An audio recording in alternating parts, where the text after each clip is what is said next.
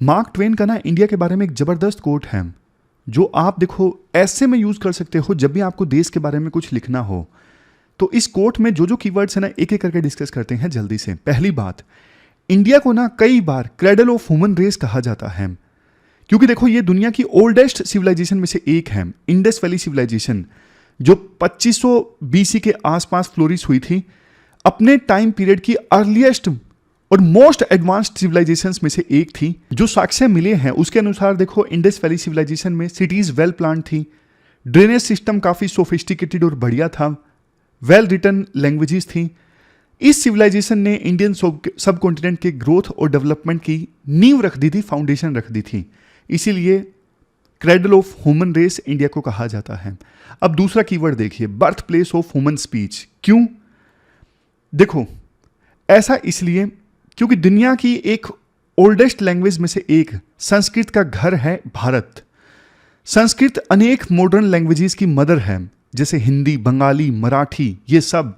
संस्कृत में देखो बहुत से वेद, उपनिषद और पुराण लिखे गए हैं जो देखो हजारों सालों से इंडियन फिलोसफी, रिलीजन और कल्चर को इन्फ्लुएंस करते आए हैं। इसके बाद तीसरे नंबर पे इंडिया को मदर ऑफ हिस्ट्री क्यों कहा जाता है? ऐसा देखो इसलिए क्योंकि इंडिया का हजारों सालों का इतिहास है और ये अच्छे से डॉक्यूमेंटेड है। इतिहास इंडिया का बढ़िया से डॉक्यूमेंटेड है। एंशिएंट मौर्यन एम्पायर से लेके मेडिवल में मुगल एम्पायर और बाद में ब्रिटिश राज भारत में आया। इसके अलावा देखो इंडिया में कई डायनेस्टीज और एम्पायर का राइज और फॉल देखने को मिला। लेकिन देखो बहुत से इंस्क्रिप्शंस हैं जो पाए गए हैं, इससे हमारे देश की जो हिस्ट्री है ना वो वेल डॉक्यूमेंटेड है। इंस्क्रिप्शंस, जैसे यूपीएससी ने क्वेश्चन भी पूछा था अशोका के एडिक्ट्स के बारे में, उनसे देखो ना सिर्फ पॉलिटिक्स, डायनेस्टीज, बल्कि उस समय सोसाइटी कैसी थी, इकोनॉमी कैसी थी, कल्चर कैसा था, धर्म कैसा था, बाकी इंफॉर्मेशन भी हमें मिलती है। तीसरे नंबर पे नहीं, चौथे नंबर पे ग्रैंड मदर ऑफ लेजेंड।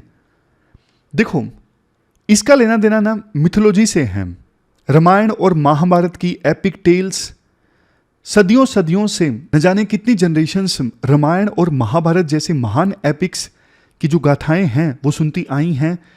और ये लेजेंड्स सिर्फ देखो एंटरटेनिंग स्टोरीज नहीं है बल्कि इंपॉर्टेंट मोरल और एथिकल लेसन्स भी कन्वे करते हैं। सबसे लास्ट में great grand mother of tradition. India great grand mother of tradition देखो इसलिए क्योंकि इंडिया के कस्टम्स और ट्रेडिशन टाइम के टेस्ट को पास कर चुके हैं। दिवाली और होली जैसे जो कलरफुल फेस्टिवल्स हैं ना, इनसे लेके भरतनाट्यम, कथक जैसे डांस, अलग अलग टाइप के म्यूजिक, क्या क्या छोड़ें, पूरा आर्ट एंड कल्चर का सब्जेक्ट हम पढ़ते हैं। तो ये पूरा जो आर्ट है और कल्चर है, ऐसा नहीं है कि अभी कुछ साल पहले स्टार्ट हुआ, 100-200 साल पहले नहीं। ये दिवाली वगैरह के जो फेस्टिवल्स हैं, ये डांस फॉर्म्स हैं, कितनी जनरेशन से, कितनी सेंचुरीज पहले स्टार्ट हुई थी और आज भी देश की जनता उन्हें प्रैक्टिस करती है, त्योहारों को सेलिब्रेट करती है। तो टाइम के टेस्ट को पास कर चुका है हमारा कल्चर, हमारा ट्रेडिशन। थोड़ा लंबा हो गया कोट, लेकिन जानबूझ के मैंने बताया ताकि ऐसे अगर पूछ लिया जाए तो बहुत कुछ आपके पास लिखने के लिए हो। डेट है आज की 5 अप्रैल 2024। देखो ये चीज़ मैंने पहले भी आपको बताई है, डिस्कशन थोड़ी सी लंबी हो जाए ना उसका फायदा ही आपको होगा। मेंस की आपकी तैयारी हो रही है, ऐसा नहीं कि आपका सिर्फ करंट तैयार हो रहा है, आपका पूरा मेंस तैयार हो रहा है। आप यूं सोच के देखिए। बल्कि मैं तो ये देखता हूं कि एक दो इशू तो फिर भी रह जाते हैं, जैसे एक मुझे ग्रीन स्टील पॉलिसी डिस्कस करना था, वो नहीं हो पाया। इसके अलावा एक बाबा रामदेव को सुप्रीम कोर्ट ने लताड़ लगाई थी, वो एडवर्टाइजमेंट वाला इशू था, वो भी अभी तक नहीं हो पाया है। तो ये भी हम करेंगे।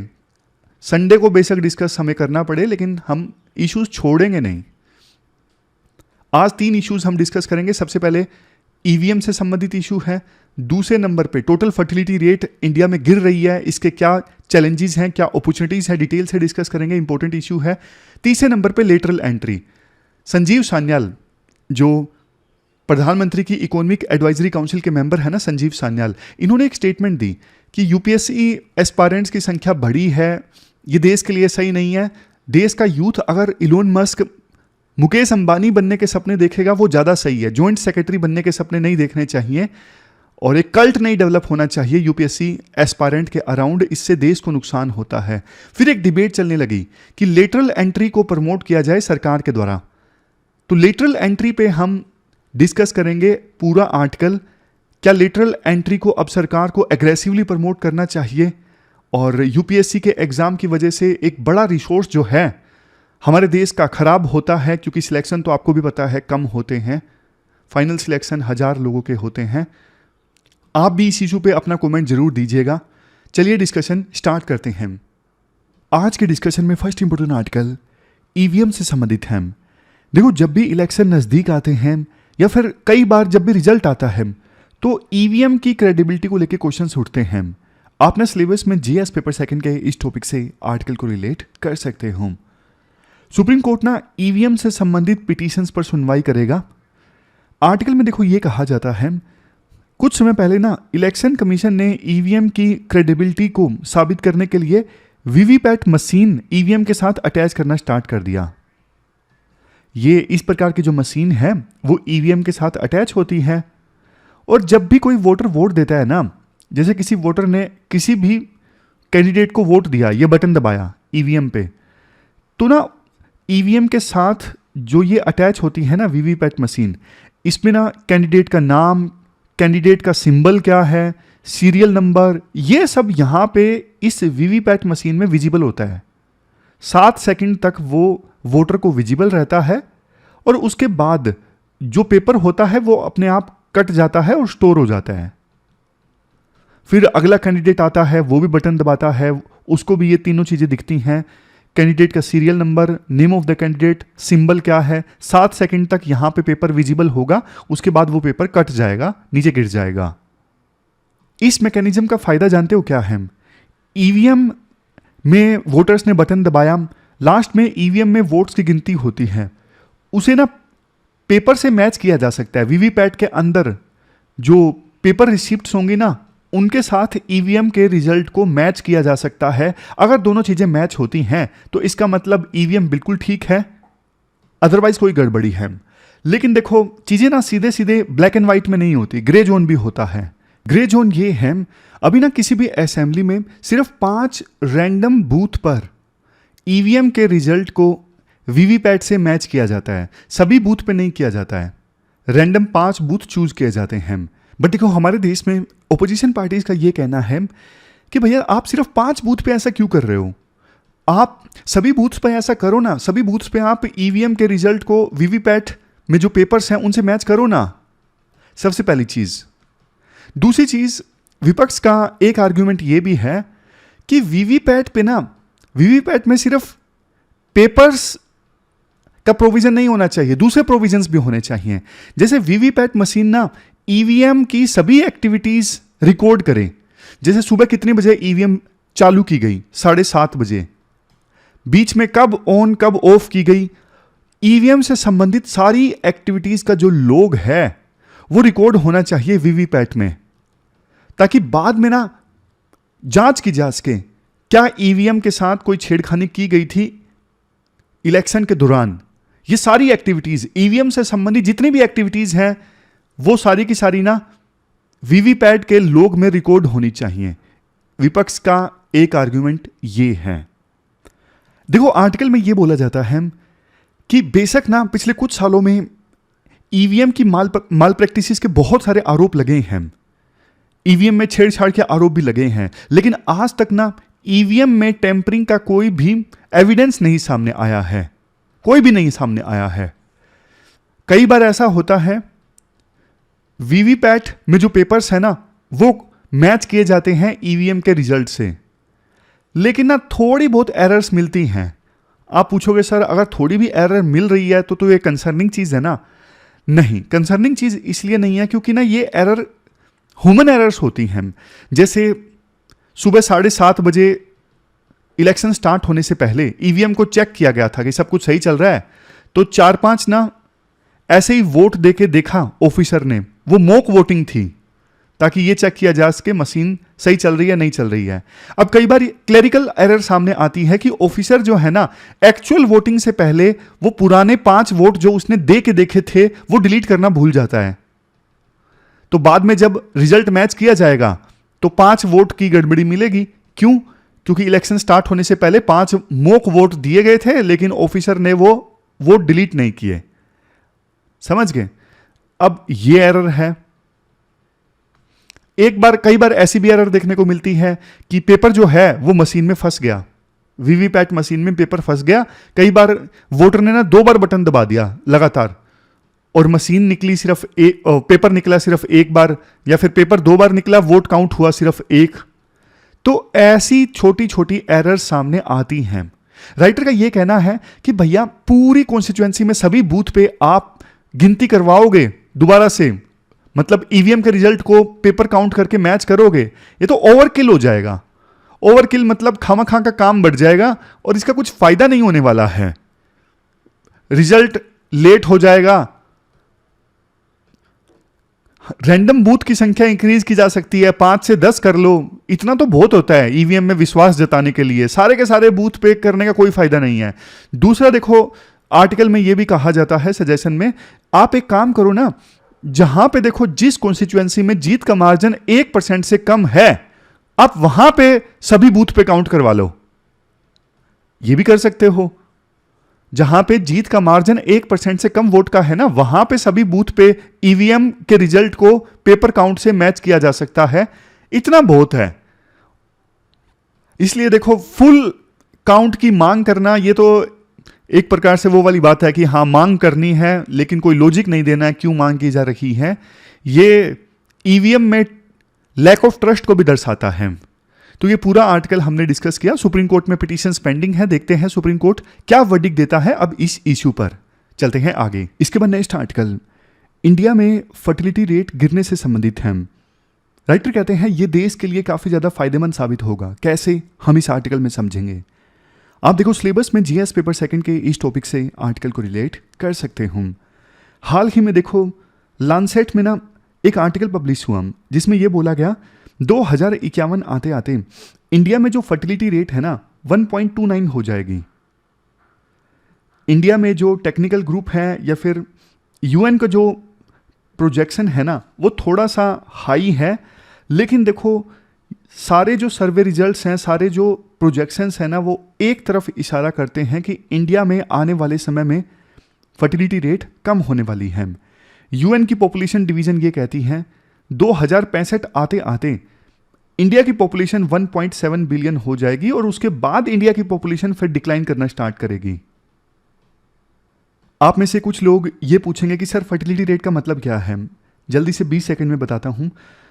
देखो, ये एवरेज नंबर ऑफ चिल्ड्रन है जो किसी भी महिला के द्वारा अपने रिप्रोडक्टिव ईयर्स के दौरान पैदा किए जाते हैं। मतलब समझ गए, एक महिला अपने रिप्रोडक्टिव ईयर्स के दौरान एवरेज के तौर पर कितने बच्चों को जन्म देती हैं, वो होता है टोटल फर्टिलिटी रेट। अब टोटल फर्टिलिटी रेट मान लीजिए 2.1 होता है ना, तो इससे क्या है, ये इसे रिप्लेसमेंट लेवल माना जाता है। 2.1 अगर टोटल फर्टिलिटी रेट है, ऐसा इसलिए, मतलब देखो सीधा है, हम दो हमारे दो, मतलब 2 लोग आए थे बच्चे पैदा करने के लिए और उन्होंने 2 ही बच्चे पैदा किए, तो पॉपुलेशन स्टेबलाइज। 0.1 इसलिए ज़्यादा क्योंकि अनफॉर्चुनेटली कई बार बच्चों की डेथ हो जाती है, तो इसलिए अगर देखो किसी देश में टोटल फर्टिलिटी रेट 2.1 से ज़्यादा है ना, तो मतलब वहाँ पॉपुलेशन बढ़ेगी। अगर किसी देश में टोटल फर्टिलिटी रेट 2.1 से कम है, तो मतलब वहाँ पे पॉपुलेशन डिक्लाइन करेगी। अगर एग्जैक्टली इतनी है 2.1, तो पॉपुलेशन फिर स्टेबलाइज है, उतनी की उतनी रहेगी, ना बढ़ेगी ना घटेगी। अब इंडिया में 2051 आते आते टोटल फर्टिलिटी रेट कितनी हो जाएगी, 1.29, यानी इंडिया में पॉपुलेशन डिक्लाइन करेगी। लेकिन क्वेश्चन उठता है कि ऐसा क्यों, मतलब इंडिया में टोटल फर्टिलिटी रेट क्यों कम हो रही है। डेमोग्राफिक ट्रांजिशन जो हो रहा है, इसके पीछे क्या रीजंस रिस्पॉन्सिबल हैं। देखो, प्राइमरी जो रीजन रिस्पॉन्सिबल है ना, वो है इकोनॉमिक डेवलपमेंट। खास करके 2000 के बाद शुरुआती सालों में इंडिया में जो इकोनॉमिक डेवलपमेंट आया है ना, उससे लोगों के जीवन में हर एक एस्पेक्ट में इंप्रूवमेंट देखने को मिली है। जैसे कि देखो, आज के समय में ना इलाज अच्छा है, तो इस वजह से इन्फेंट मोर्टेलिटी रेट और चाइल्ड मोर्टेलिटी रेट बहुत कम है।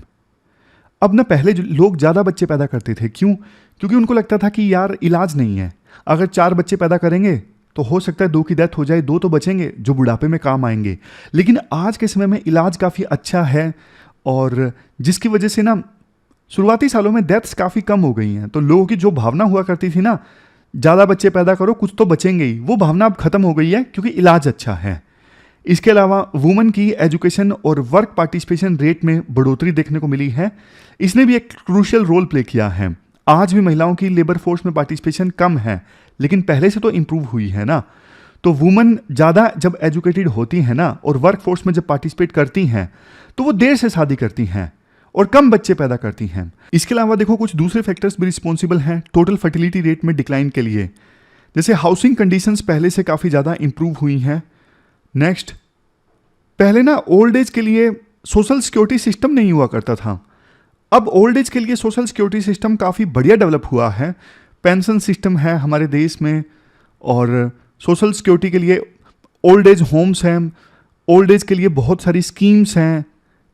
तो ये जो old age social security system है ना, पहले मजबूत नहीं हुआ करता था, इसलिए बच्चों पर डिपेंडेंसी बहुत हुआ करती थी बुढ़ापे में, लेकिन वो पहले से अब कम हुई है। समझ गए? इसके बाद देखो राइटर ये बोलते हैं जो ये फर्टिलिटी रेट डिक्लाइन हो रही है ना, इसका सबसे सिग्निफिकेंट इम्पैक्ट जानते हो क्या देखने को मिलेगा? सबसे बड़ा ये कि डिपेंडेंसी रेशियो कम हो जाएगी हमारे देश में। कंसेप्ट देखो सिंपल है, कॉम्प्लेक्स नहीं है। पहले ज़्यादा बच्चे हुआ करते थे तो वो बच्चे तो डिपेंडेंट होते हैं माता के पिता के, लेकिन अब कम बच्चे पैदा होंगे तो डिपेंडेंसी कम होगी, मतलब रिलेटिवली वर्किंग एज पॉपुलेशन जो है वो इंक्रीज होगी। बट देखो एक बात आप ध्यान रखिएगा, ये जो डिपेंडेंसी रेशो है ना कुछ ही समय के लिए ठीक रहेगी, उसके बाद तो आपको पता है एल्डर्स की संख्या इंक्रीज होनी स्टार्ट हो जाएगी। अब एल्डर्स भी डिपेंडेंट होते हैं, तो जब एल्डर्स की संख्या इंक्रीज होनी स्टार्ट होगी तो फिर डिपेंडेंसी रेशो फिर से बढ़नी स्टार्ट हो जाएगी। तो हमारे पास में ये जो विंडो है ना बहुत छोटी है जिसमें वर्किंग एज पॉपुलेशन ज़्यादा होगी, और इस विंडो का फ़ायदा उठाया जा सकता है देश की इकोनॉमिक ग्रोथ रेट को इंक्रीज करने के लिए। जैसे देखो 2011 में डिपेंडेंसी रेशो 13.8 थी, 2036 में ये बढ़ के 23 हो जाएगी।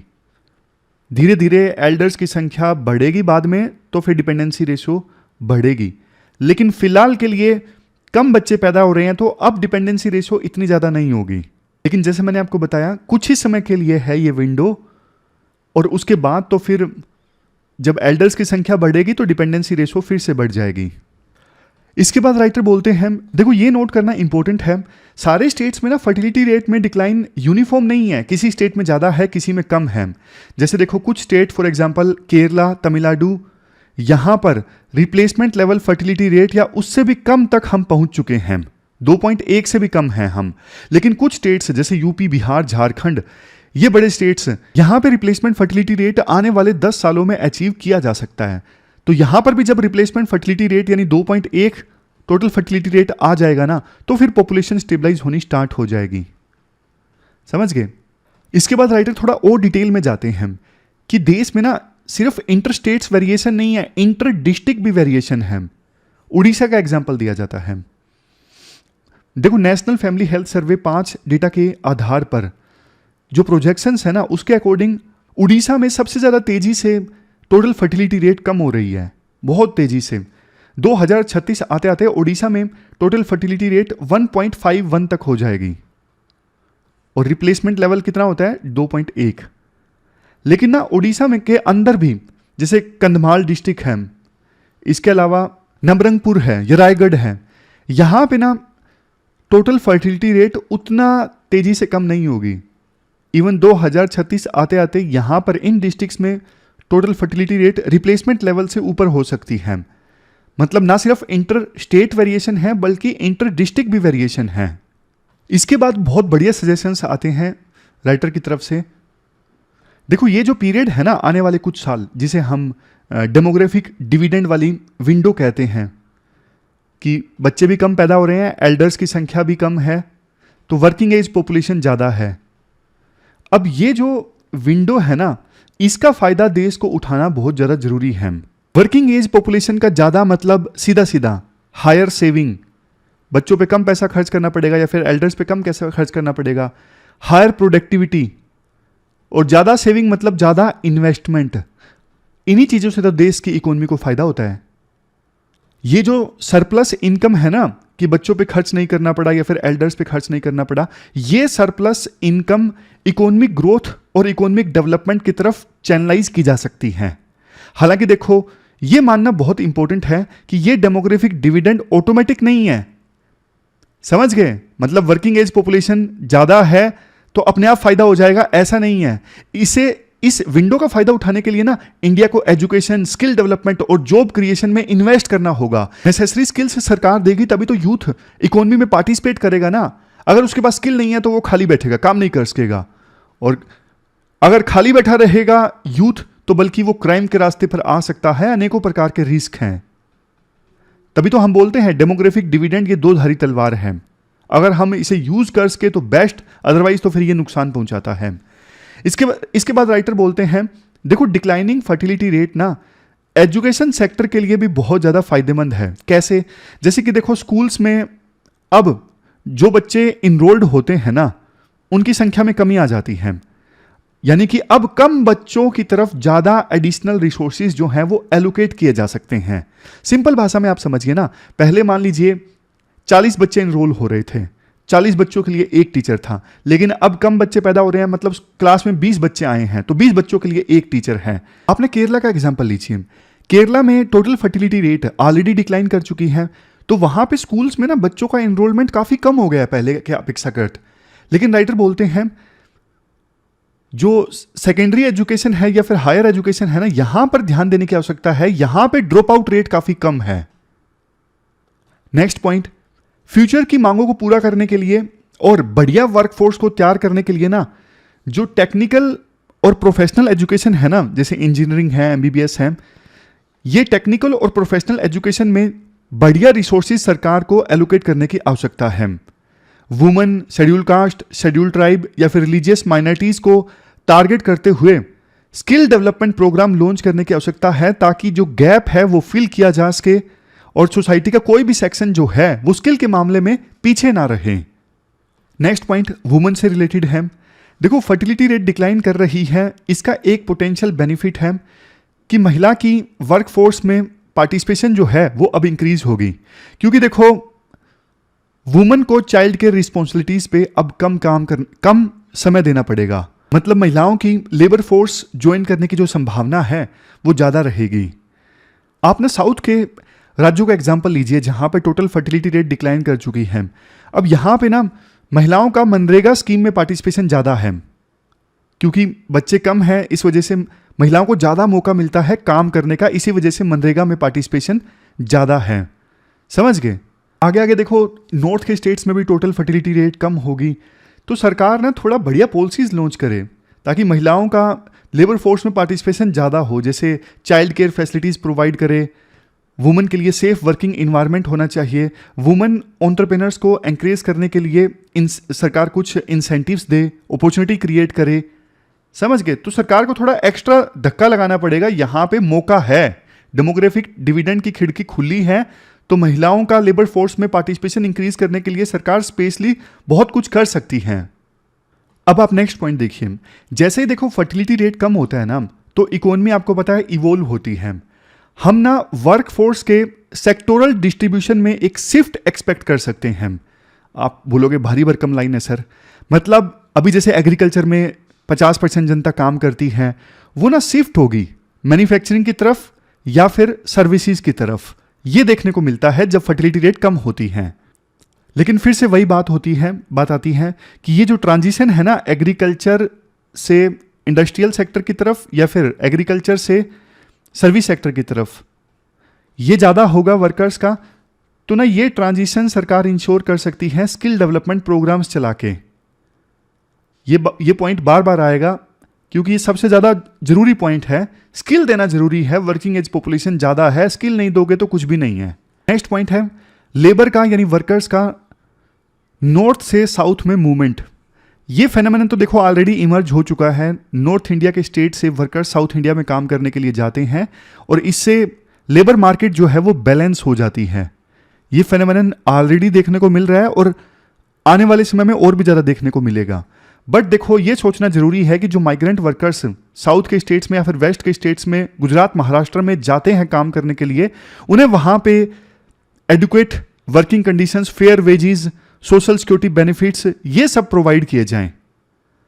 जो रिसीविंग स्टेट्स हैं ना, जैसे गुजरात, महाराष्ट्र या साउथ इंडिया के स्टेट्स, यहां पे वेज डिस्क्रिमिनेशन नहीं होना चाहिए कि बाहर से लेबर आ रही है तो उनके लिए कम वेजेस और लोकल लोगों के लिए ज्यादा वेजेस, ऐसा नहीं होना चाहिए।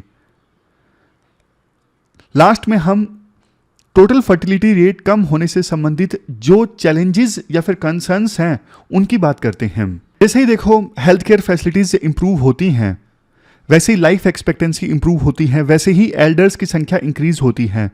लेकिन देखो अब एल्डर्स की संख्या बढ़ी है तो फिर भारत को ना अपने हेल्थ केयर इंफ्रास्ट्रक्चर को मजबूत करने की आवश्यकता है।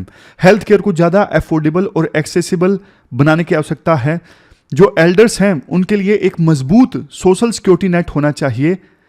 सरकार इसमें अभी से इन्वेस्ट करना स्टार्ट करे, ऐसा नहीं कि बाद में जब एल्डर्स की संख्या एकदम से ज़्यादा हो जाए और हमारे देश में उस हिसाब से हेल्थ केयर इंफ्रास्ट्रक्चर ना हो। नेक्स्ट पॉइंट, देश को ना डिजीज के बढ़ते हुए बर्डन से जुड़े चैलेंजेस का भी सामना करना होगा। अब लाइफस्टाइल से जुड़ी बीमारियां हैं जैसे कि डायबिटीज़ या फिर हार्ट रिलेटेड जो डिसऑर्डर्स हैं, आपने देखा होगा ये सब संख्या में बढ़ते जा रहे हैं और हेल्थ केयर सिस्टम को ना इन बढ़ती हुई मांगों को हैंडल करने के लिए हमें तैयार करना होगा। एक और चैलेंज ये सोचना है कि देखो डेमोग्राफिक ट्रांजिशन के फायदे सोसाइटी में इवनली डिस्ट्रीब्यूट हों। ऐसा ना हो कि डेमोग्राफिक ट्रांजिशन का फायदा कोई स्टेट उठा ले कोई ना उठा पाए, कोई डिस्ट्रिक्ट उठा ले कोई ना उठा पाए। डेमोग्राफिक ट्रांजिशन के फायदे हमारे देश में सभी रीजन्स को होने चाहिए। इसलिए जो भी पॉलिसीज और प्रोग्राम्स सरकार के द्वारा जो लॉन्च किए जाए ना, वो इंक्लूसिव ग्रोथ पे फोकस करें। ये सरकार को इंश्योर करने की आवश्यकता है। चाहे वो रिलीजियस माइनॉरिटीज हो, एससी हो, एसटी हो, महिला हो, कोई भी मार्जिनलाइज्ड सेक्शन जो है वो पीछे नहीं रहना चाहिए डेमोग्राफिक ट्रांजिशन का फायदा उठाने से। तो ये पूरा आर्टिकल हमने डिस्कस किया, चलते हैं आगे। इसके बाद next article lateral entries in Indian administrative services से संबंधित हैं। आप जीएस पेपर सेकंड के इस टॉपिक से आर्टिकल को रिलेट कर सकते हो। सबसे पहली चीज, लेटरल एंट्री का मतलब क्या है? देखो ब्यूरोक्रेट्स को कौन चयन करता है? ब्यूरोक्रेट्स का चयन किया जाता है हमारे देश में यूपीएससी के द्वारा। हर साल यूपीएससी इसके लिए एग्जाम कंडक्ट करती है और एग्जाम में जिनका सिलेक्शन होता है उनको अपनी सर्विस प्रेफरेंस और रैंक के हिसाब से आईएएस मिलता है, टॉप रैंकर्स को मिलता है। आप भी उसी एग्जाम की तैयारी कर रहे हो। लेकिन देखो एक और अल्टरनेटिव भी है ब्यूरोक्रेट बनने का। सरकार क्या करती है, प्राइवेट सेक्टर के जो एक्सपर्ट्स हैं ना उनका टैलेंट यूटिलाइज करना चाहती है सरकार। इसलिए बहुत बार सरकार सीनियर लेवल पे या फिर मिड लेवल पोजीशंस पे इनवाइट करती है कि कोई प्राइवेट सेक्टर से आके, कोई स्पेशलिस्ट आके सरकार में एज ए ब्यूरोक्रेट काम करना चाहता है तो कर सकता है। 3 साल का कॉन्ट्रैक्ट होगा। जैसे मान लीजिए सरकार ना सिविल एविएशन मिनिस्ट्री में रिफॉर्म्स लाना चाहती है, सुधार करना चाहती है, बट सरकार को लगता है कि किसी ब्यूरोक्रेट के बस की बात नहीं है सिविल एविएशन मिनिस्ट्री में रिफॉर्म लाना। हमें एक ऐसा बंदा चाहिए जिसे समझ हो कि कैसे एयरलाइंस में ऑपरेशंस चलते हैं, कैसे हमारे देश में इमर्ज होती, ग्रो होती सिविल एविएशन मार्केट को टैप किया जा सकता है। तो सरकार ने एप्लीकेशन इनवाइट कर दी कि जॉइंट सेक्रेटरी के लेवल पे हमें एक एयरलाइन इंडस्ट्री का एक्सपर्ट चाहिए। तो फिर कोई बंदा था महेश नाम का, वो एक्सपर्ट था, उसने अप्लाई कर दिया और अब वो joint secretary civil aviation ministry में काम कर रहा है और रिफॉर्म लाने की कोशिश कर रहा है। तो ये लेटरल एंट्री हुई महेश की। इस केस में वो काम कर रहा था प्राइवेट सेक्टर में, लेकिन सरकार ने इनवाइट किया ब्यूरोक्रेट बन के काम कीजिए, सरकार में रिफॉर्म लेके आइए, तो उसने सरकार को ज्वाइन कर लिया एज ए ब्यूरोक्रेट। ये देखो प्रॉपर प्रोसेस के तहत होता है। डीओपीटी जो है ना वो यूपीएससी से रिक्वेस्ट करती है कि हमें मिड लेवल पे या फिर सीनियर लेवल पे प्राइवेट सेक्टर के इतने एक्सपर्ट चाहिए, इतने स्पेशलिस्ट चाहिए, इस डोमेन में चाहिए। फिर यूपीएससी एप्लीकेशन रिलीज करती है कॉम्प्रिहेंसिव डिटेल्स के साथ और जॉब डिस्क्रिप्शन के साथ। लोग अप्लाई करते हैं, इंटरव्यू के बेस पे उनका चयन होता है। एम देखो लेटरल एंट्री का ये होता है ऐसे बंदों को सरकार में लेके आना जिनके पास स्पेशलाइज्ड स्किल्स हैं, जैसे किसी के पास बैंकिंग की ज़बरदस्त नॉलेज है, फाइनेंस की ज़बरदस्त नॉलेज है, सिविल एविएशन सेक्टर की ज़बरदस्त नॉलेज है, तो ऐसे लोगों को सरकार में लेके आना, इससे होगा ये कि आमतौर पे जो ब्यूरोक्रेट्स होते हैं ना, जिनका यूपीएससी चयन करती है, करियर ब्यूरोक्रेट्स, वो ना एक लेवल के बाद ना उनकी अप्रोच जनरलाइज्ड होती है, एक्सपर्टीज नहीं होती, स्पेशलाइजेशन नहीं होती किसी भी सेक्टर में। तो ये एक्सपर्ट्स, स्पेशल बंदे प्राइवेट सेक्टर से सरकार में आके काम करते हैं ना, ये फ्रेश पर्सपेक्टिव के साथ काम करते हैं, इनोवेटिव आइडियाज लेके आते हैं, इनके पास स्पेशलाइजेशन होती है पर्टिकुलर सेक्टर की, बरसों का एक्सपीरियंस होता है। तो इन सब चीज़ों को एडमिनिस्ट्रेटिव सिस्टम में लाना एम होता है सरकार का लेटरल एंट्री का। अभी तक देखो बहुत सारी ऐसी कमेटीज हैं जिन्होंने लेटरल एंट्री का समर्थन किया है। जैसे 6th सेंट्रल पे कमीशन ने रेकमेंड किया था कि सरकार हायर रैंक्स पर लेटरल एंट्री के थ्रू एक्सपर्ट्स को लेके आए सरकार में। 2nd ARC कमीशन ने भी यही रेकमेंड किया, लेकिन 2nd ARC ने यह बोला कि लेटरल एंट्रेंट्स को लाना है ना, तो इसके लिए प्रोसेस साफ होनी चाहिए, ट्रांसपेरेंट होनी चाहिए। ऐसा नहीं कि सरकार अपनी पसंद के बंदों को ले आए, ऑब्जेक्टिविटी होनी चाहिए रिक्रूटमेंट में, मतलब काबिलियत के दम पर सिलेक्ट किया जाए लेटरल एंट्री के थ्रू ब्यूरोक्रेट्स को। ऐसा नहीं कि जो सरकार को पसंद करते हैं, जिनकी आइडियोलॉजी सरकार से मैच करती है, सिर्फ उनको लाया जाए। सुरेंद्र नाथ कमेटी और होटा कमेटी जो 2003 और 2004 में आई, इन्होंने भी लेटरल एंट्री के आइडिया को सपोर्ट किया।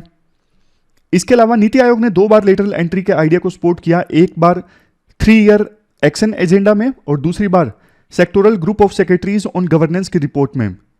आपको अगर देखो लेटरल एंट्री वाले ब्यूरोक्रेट्स का एग्जांपल दूं, मोन्टेक सिंह आहलूवालिया, मनमोहन सिंह, बिमल जालान जो आरबीआई के फॉर्मर गवर्नर हैं, नंदन नीलेंकनी, एम्बर दुबे, ये कुछ अच्छे एग्जाम्पल्स हैं। इवन रघुराम राजन, बहुत सारे एग्जाम्पल्स आपको मिलेंगे। लेटरल एंट्री से जो ब्यूरोक्रेट्स आए उन्होंने बहुत अच्छा काम किया। इसके बाद वैसे हम डिस्कस कर ही लेते हैं कि लेटरल एंट्रीज की आखिरकार आवश्यकता क्यों है। More flexible steel frame.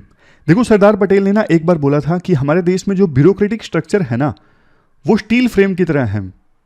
ऐसा क्यों बोला, मैं आपसे पूछता हूं, क्यों, क्या एनालॉजी है स्टील फ्रेम और ब्यूरोक्रेसी में। देखो जैसे स्टील फ्रेम होता है ना, एक मजबूती प्रोवाइड करता है, घर को स्टेबिलिटी प्रोवाइड करता है, उसी प्रकार से हमारा देश जो इतना ज्यादा डाइवर्स है, ब्यूरोक्रेसी ना इतने डाइवर्स कंट्री को ना यूनिटी प्रोवाइड करती है, स्टेबिलिटी प्रोवाइड करती है, देश को जोड़ के रखती है। इसीलिए सरदार पटेल ने ब्यूरोक्रेसी को कहा था स्टील फ्रेम।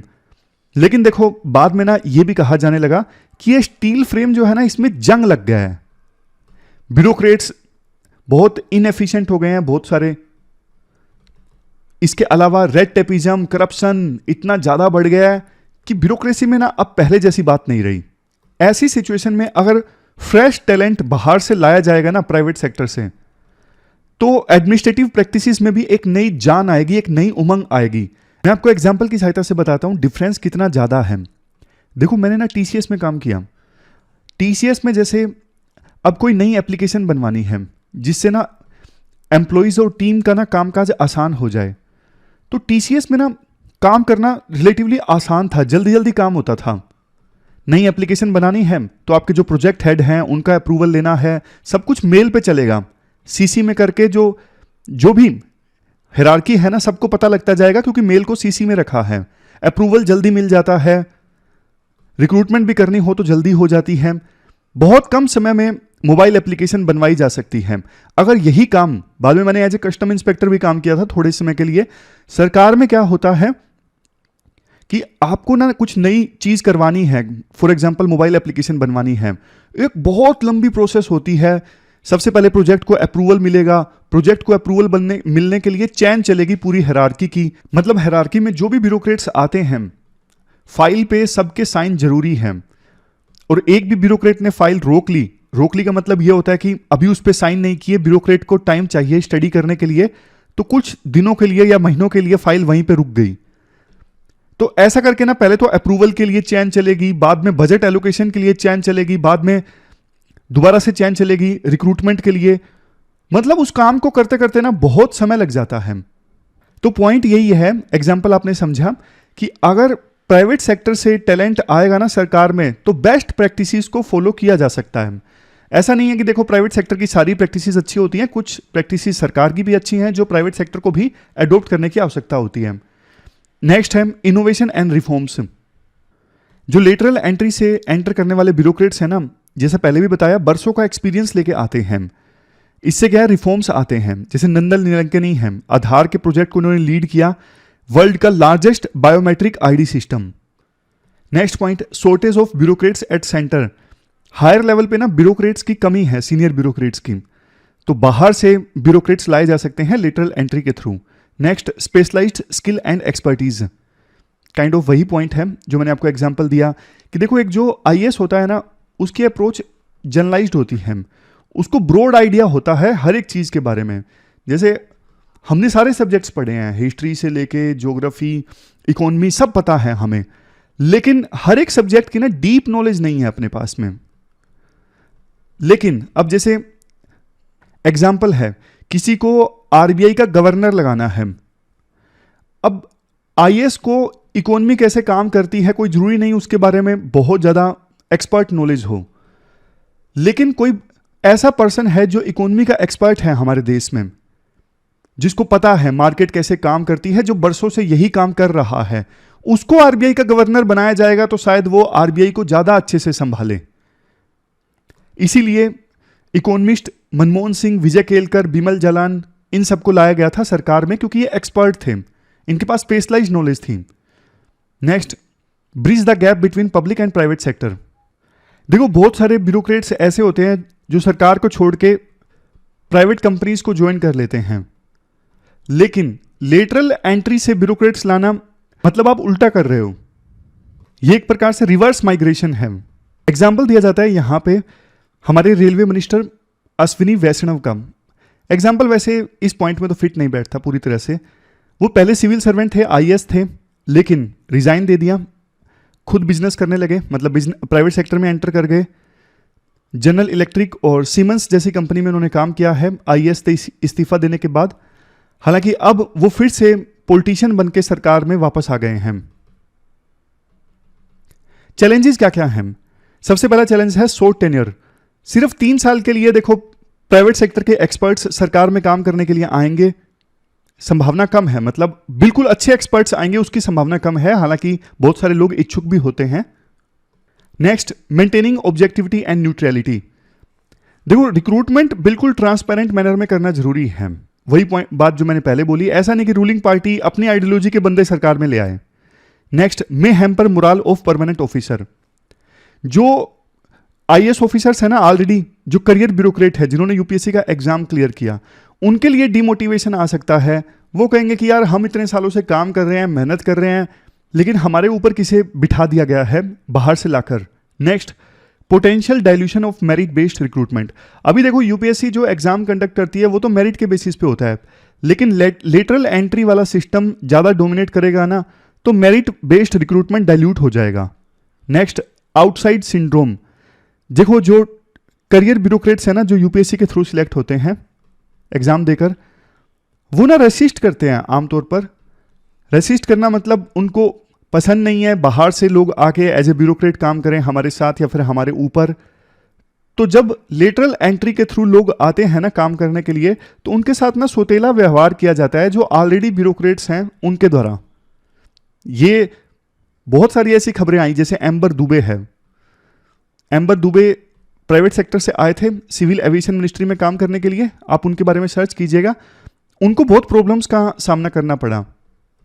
बहुत बार ऐसा भी होता है कि ब्यूरोक्रेट्स रेसिस्ट तो करते ही हैं, लेकिन इसके साथ साथ ना अब चूंकि सरकार अलग तरीके से काम करती है, मैंने आपको बताया फाइल सिस्टम होता है, पूरी फाइल की चेन चलती है, लंबा समय लगता है। बाहर से जो एक्सपर्ट्स आते हैं ना, उनको जल्दी जल्दी काम करने की आदत होती है, तो ना वो सरकार की कार्यप्रणाली में ना फंस के रह जाते हैं। सिस्टम को सुधारना चाहते हैं, लेकिन इतना जल्दी सिस्टम सुधरता नहीं है, तो फिर ना वो निराश हो जाते हैं कि यार मैं तो रिफॉर्म लाने के लिए आया था, पैसे तो वैसे भी कम है, सरकार कम देती है, लेकिन रिफॉर्म आ नहीं रहे हैं, तो वो काफी डिसअपॉइंट हो जाते हैं, फिर रिजाइन देके चले जाते हैं। नेक्स्ट है experience requirement for senior positions. देखो सीनियर पोजीशंस पे आने के लिए ना काफी एक्सपीरियंस सरकार मांगती है, तो ये भी एक चैलेंजिंग चीज़ है प्राइवेट सेक्टर के एक्सपर्ट्स के लिए सरकार में एंटर करने के लिए। वे फॉरवर्ड में क्या कहा जाता है, प्रिवेंट मिसयूज, मिसयूज नहीं होना चाहिए लेटरल एंट्री सिस्टम का, रूलिंग पार्टी अपने फायदे के लिए इस्तेमाल ना करे। यूपीएससी लेटरल एंट्री वालों को भी अच्छे से चूज करे ट्रांसपेरेंसी से। Next, benefiting from competition. देखो लेटरल एंट्री के लिए भी कंपटीशन अगर काफ़ी ज़्यादा होता है तो इससे सरकार को फायदा होगा। तो सरकार जॉब असाइनमेंट को ज़्यादा अच्छे से बताए कितने लोगों की आवश्यकता है और उनको अच्छे से ट्रेनिंग भी दिलाए। जिन लोगों को लेटरल एंट्री के थ्रू लाया जाता है उनकी एक्सपेक्टेशन सेट करना जरूरी है कि आपको इस प्रकार से काम करना होगा, बाद में ऐसा ना हो कि वो निराश होकर चले जाएं। नेक्स्ट पॉइंट वही है, ट्रांसपेरेंसी से और मेरिट से सिलेक्शन होना चाहिए लेटरल एंट्री वालों का भी। और सबसे लास्ट पॉइंट है ग्रेजुअल इंटीग्रेशन। ऑलरेडी जो ब्यूरोक्रेट के तौर पे काम कर रहे हैं ना, उनकी पेयरिंग कर दो लेटरल एंट्रेंट के साथ में, ताकि जो लेटरल एंट्रेंट है ना वो सीखें कि ऑलरेडी जो करियर ब्यूरोक्रेट हैं वो कैसे काम कर रहे हैं। इससे क्या होगा, दोनों के बीच में बॉन्डिंग इंप्रूव होगी और जो करियर ब्यूरोक्रेट हैं वो भी लेटरल एंट्रेंट्स का विरोध नहीं करेंगे बल्कि उनको मेंटरशिप प्रोवाइड करेंगे। तो ये पूरा आर्टिकल हमने डिस्कस किया लेटरल एंट्री से संबंधित। चलते हैं आगे। लास्ट में क्वेश्चंस देख लीजिए जो आपको अटेम्प्ट करने हैं। 2 क्वेश्चंस आपको अटेम्प्ट करने हैं। एक तो देखो लेटरल एंट्री से संबंधित और दूसरा टोटल फर्टिलिटी रेट से संबंधित। दोनों क्वेश्चंस का आंसर आप दीजिए onlyas.com पे जाके। आज के डिस्कशन में इतना ही है। Thank you very much for discussion.